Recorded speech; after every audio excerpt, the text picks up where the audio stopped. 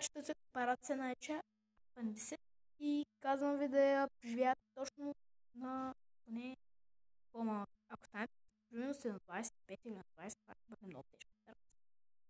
По-хубаво да сте на 12, на 11 макс. Да ви правят по-тежка, по-лека операция. Всъщност, знаете ли какво? Може да направим така. Сега ще имаме един клип. Не знам. Преди много почна да псувам се тая. Моят приятел Кевин Стоянов видял люта чушка. О, сега ще ме гледа. Това ще му този ще ме така. Наслада за мен. Но не мога да ям нещо твърдо, месо и така нататък. Кебабчите! Аз чаках да лева едно кебабче. Амо, дай кебабчета. Войчето прави кебабчета и викам. Към Войчето. О! Виждате ли каква красота? Не спа. Това е викам. Кой е това вкусно припържен пилик? Да ме му се припи. Така много бърда ми запада. О, в тази вкусотика е много надалеч.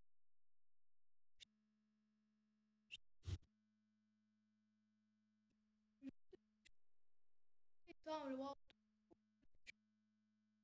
Сега мога да ви покажа моята операция.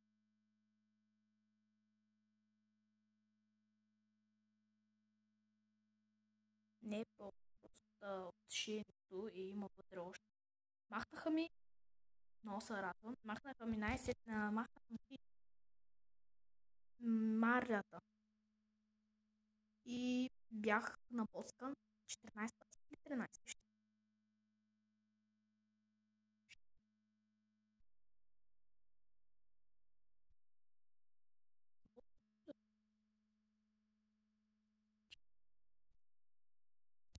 И сега, тук съм боткан.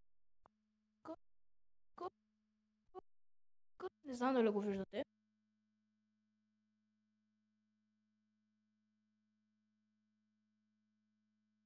Тук. Извинявайте, че не можете да ги видите, просто не съм боткан. Тук възходите тук. А те, вената го виждате и там има някакво точно. Това е боткан. Тук.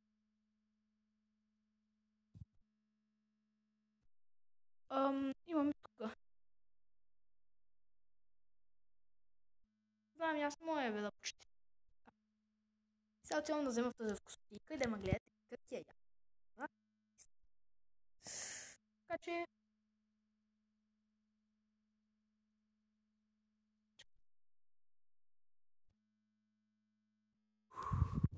Добре, това беше първа фаза. Втора фаза. Майка ти да е. Стига.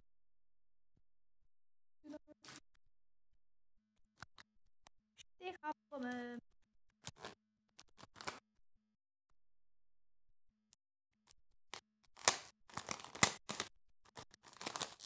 О, сега това.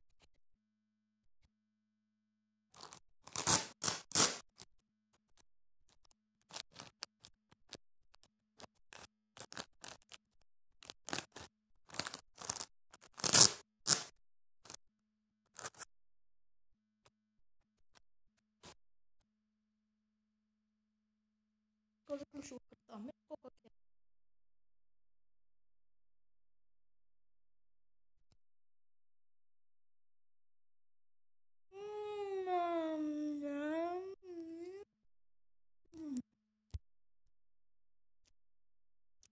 Оха!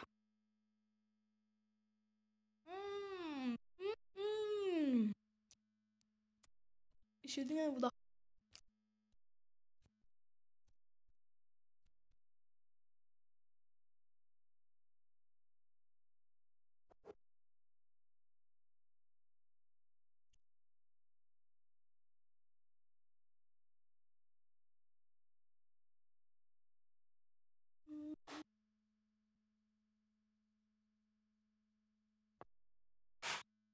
Просто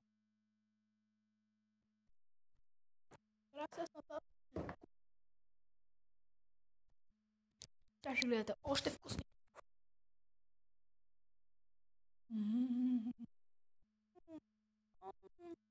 Този шоколадов пълнеш. Пълнежа в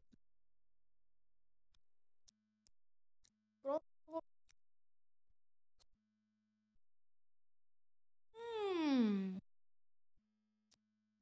Направо божествено.